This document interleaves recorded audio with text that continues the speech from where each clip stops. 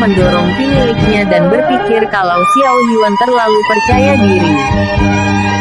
Jika ini pertarungan nyata maka Xiaora tidak memiliki kepercayaan diri penuh untuk mengalahkan Xiao Yuan. Tapi Xiao Yuan jelas memilih bertarung dengan perbandingan kepadatan kekuatan sumber ki milik mereka. Kultivasinya berada satu lapisan di atasnya dan mustahil baginya untuk kalah. Bahkan jika keterampilan bertarung Xiao Yuan lebih kuat namun tidak mungkin melewati batasan ini. Semua orang yang melihat hal ini juga memikirkan hal yang sama. Xiao Yuan terdorong ke belakang dan dilihat dari manapun saat ini dia sedang terdesak. Hanya masalah waktu saja sampai sumber ki milik Xiao Yuan habis dan terhempas oleh kekuatan sumber ki milik Xiaora. Namun setelah beberapa waktu Xiao Zheng melihat sebuah keanehan. Seberapa keras Xiaora mendorong sumber ki miliknya, Xiao Yuan masih dapat menanganinya dengan stabil. Sedangkan Xiaora saat ini terlihat kelelahan dan hampir mencapai batasnya. Dengan pasti Xiao Yuan perlahan membalikkan keadaan dan melakukan dorongan besar.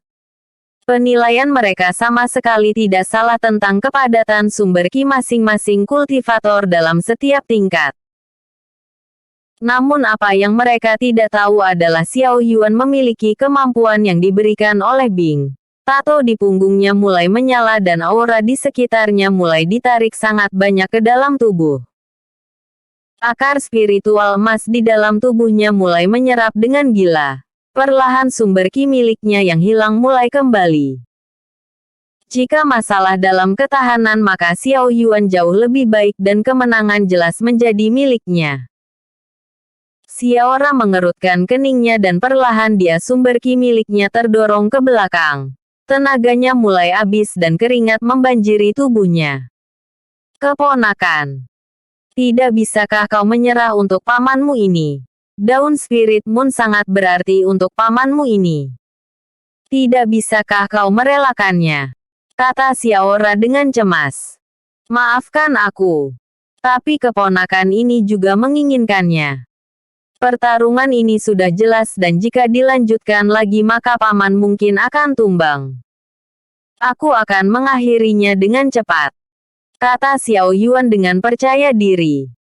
Aura Xiao Yuan meledak dengan gila dan dalam satu kali hentakan dia mendorong sumber ki miliknya. Xiaora sama sekali tidak bertahan dan perlahan dia tersapu ke belakang oleh keganasan ki milik Xiao Yuan. Tubuhnya menabrak dinding dan terlihat sangat kelelahan.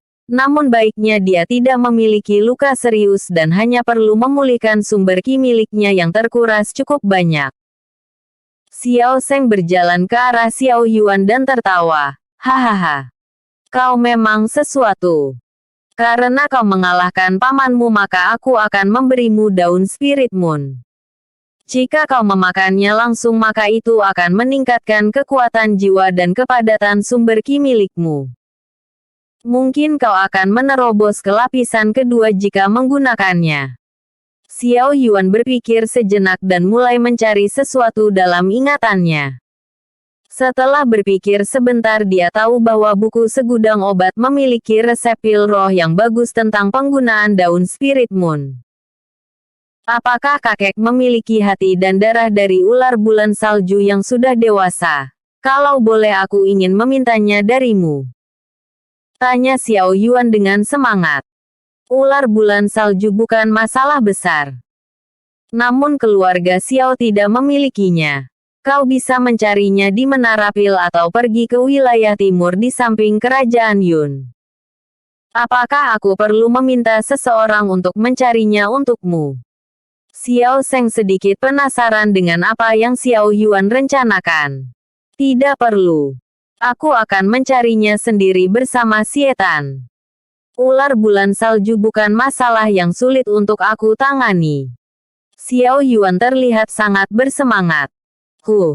Apa kau pikir aku orang yang mudah dibodohi? Kau hanya ingin menemui gadis kecilmu itu bukan? Tidak jauh dari kerajaan Yun terdapat sekte teratai yang dulu tempat ibumu belajar. Kata Xiao Zheng dengan santai. Apakah itu terlihat jelas? Xiao Yuan menggaruk kepalanya.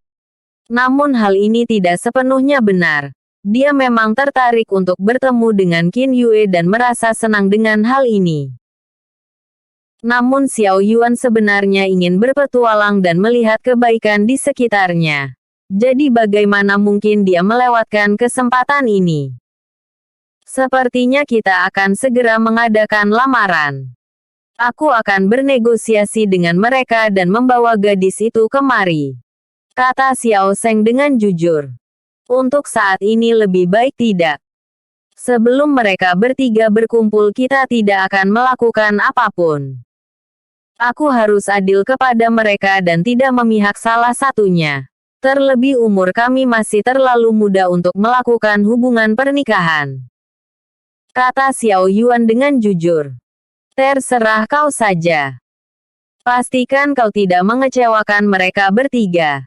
Tapi aku cukup penasaran dengan kedua bakat wanitamu yang lain. Kata Xiao Zheng dengan jujur. Salah satunya adalah jenius 5 kerajaan dan anak angkat dari Master Sekte. Bakatnya terlalu hebat dan namanya adalah Lei Yunying. Sekarang mungkin dia berada di tingkat yang sama denganku. Xiao Yuan melanjutkan. Satunya lagi merupakan putri kerajaan Xuan yang bernama Kailin. Bakatnya lebih menonjol di bidang alkemis. Sekarang berada di tingkat langit dan untuk alkemisnya. Dia sudah mampu membuat pil roh tingkat langit dan hanya masalah waktu sampai dia dipromosikan menjadi tingkat penciptaan. Luar biasa. Matamu itu tidak buruk. Pastikan untuk membawa mereka bertemu denganku dan segera bawa kemari. Kata Xiao Zheng dengan jujur. Akan ada waktu di masa depan. Xiao Yuan sama sekali tidak berbohong. Xiao Yuan dan Xie Tan mulai mempersiapkan keberangkatan mereka. Xiao Zheng memberikan sebuah kotak kayu yang berisi 2 lembar daun Spirit Moon. Xiao Yuan cukup senang dengan hal ini mengingat daun Spirit Moon merupakan bahan yang dibutuhkan membuat pil roh tingkat origin. Jika dia bisa menemukan darah dan hati dari ular salju bulan maka dia bisa membuat pil roh perubahan sumber tingkat origin. Hal ini cukup bagus untuk membuatnya menerobos lapisan kedua. Xiao Zheng memberikan mereka berdua token pemindahan dan berkata, ambil ini. Kau akan langsung berada di kerajaan Yun dan mempersingkat waktu perjalanan. Jika kau ingin mencari alkemis maka pergilah ke Menara Pil. Di sana masih banyak orang yang terampil. Baiklah. Kalau begitu kami akan pergi. Xiao Yuan memberi hormat dan mereka berdua menghancurkan token di tangannya. Lingkaran cahaya muncul di bawah kaki mereka dan sosok mereka menghilang. Di sisi lain kerajaan Yun di menara pemindahan, Xiao Yuan dan Xie Tan melewati gerbang cahaya dan wajah mereka terlihat pucat. Namun kondisi Xiao Yuan masih jauh lebih baik dan Xie Tan terlihat sangat mual. Hah. Tuan muda. Aku benar-benar benci dengan hal ini. Bukan hanya dirimu. Aku juga tidak akan terbiasa menggunakan cara ini. Xiao Yuan berkata dengan jujur. Mereka berdua meluruskan pikirannya untuk waktu sebentar dan berniat untuk segera pergi dari menara pemindahan. Namun dia mendengar suara gelang kaki dan para penjaga kerajaan yang berbaris di luar. Yun Xuang mendapatkan kabar bahwa Xiao Yuan akan berkunjung. Jadi dia sangat bersemangat untuk menyambutnya secara pribadi. Dirinya sudah berdandan untuk menarik perhatian Xiao Yuan. Terakhir kali dia melewatkan kesempatan emas karena keberadaan Qin Yue. Namun sekarang dia tidak akan melewatkan pemuda ini dan merebutnya dari Qin Yue apapun yang terjadi. Identitas dan kekuatannya sangat luar biasa. Bahkan dia mendapatkan pengakuan dari tuan ketiga keluarga dan diprediksi akan menjadi kultivator origin di masa depan. Sosok Xiao Yuan saat ini menjadi pilihan terbaik untuk para wanita. Bahkan penampilannya sangat tampan dan berkarisma. Tidak akan ada wanita yang berani menolaknya selama Xiao Yuan menginginkannya termasuk dirinya sendiri. Semua mata tertuju kepada Yun Xuang dan kecantikannya sangat sulit untuk diabaikan. Mereka penasaran hal apa yang membuat Yun Xuang datang langsung ke tempat seperti ini. Salam untuk Tuan Muda Xiao Yuan. Putri ini diperintahkan untuk menjemput Tuan dan menawarkan sedikit keramahan sebagai tuan rumah. Kata Yun Xuang dengan sopan. Salam juga untuk Tuan Putri. Seharusnya Putri tidak perlu repot-repot untuk datang ke sini secara pribadi. Kata Xiao Yuan dengan sopan. Panggil saja dengan nama saya. Anda tidak perlu terlalu formal. Bagaimanapun juga gadis ini harus berterima kasih kepada Tuan karena insiden di Kota Awan. Patria keluarga Xiao sudah mengabari kami sebelumnya dan wajar bagi saya untuk menawarkan sedikit keramahan. Ini juga perintah dari ayah saya. Kata Yun Xuang dengan jujur. Tidak sopan bagiku untuk menolak hal ini. Xiao Yuan berkata dengan santai. Jika dia tahu hal ini akan terjadi maka dia akan memberitahu Xiao Ra untuk tidak memberitahu keluarga kerajaan Yun tentang kedatangannya. Sekarang mau atau tidak dia harus memberikan wajah bagi mereka. Kedua keluarga memiliki hubungan yang baik dan di tempat ini keluarga Xiao juga memiliki bisnis mereka sendiri. Yun Xuang membawa Xiao Yuan ke dalam kereta dan Xietan diminta untuk membeli inti bis untuk Bing. Saat ini Bing sedang memproses jiwa yang ditelannya dan tertidur. Kelihatannya dia tidak akan bangun dalam waktu dekat. Mereka berdua duduk berhadapan dan mata Yun Xuang hanya tertuju kepada Xiao Yuan. Mengetahui hal ini membuatnya sedikit gelisah dan sulit untuk menghindari kecantikan seperti Yun Xuang. Ngomong-ngomong apa yang membuat kakak Xiao Yuan datang kemari? Yun Xuang bertanya dengan penasaran. Mencari bis ular bulan salju dan mengunjungi Qin Yue di sekte teratai. Xiao Yuan berkata dengan jujur. Oh.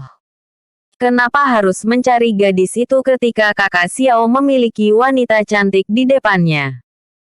Kata Yun Xuang dengan percaya diri.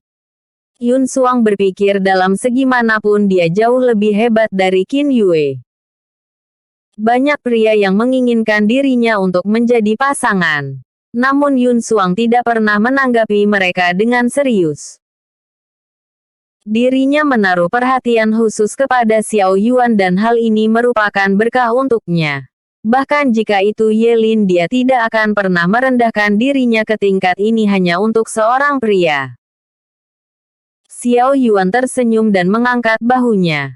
Ya sayang sekali. Kau sudah memiliki Yelin sebagai pasanganmu. Merebut wanita orang lain bukanlah gayaku. Bahkan walaupun kau adalah bunga yang langka, aku tidak akan pernah mencurinya. Yun Xuang mengerutkan keningnya dan tersenyum canggung. Ayolah. Aku tidak memiliki hubungan khusus dan belum bertunangan dengan siapapun. Keluarga Ye memang mengirim surat lamaran pernikahan. Namun dia terlalu pengecut karena tidak berani datang sendiri kemari dan aku tidak menyukainya. Cinta.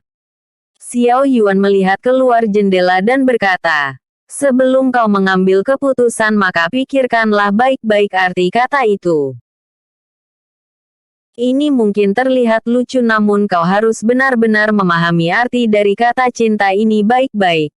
Hal itu akan mempengaruhi hidupmu ke depannya dan memberikanmu keputusan yang akan mempengaruhi kehidupan yang tanpa ada penyesalan.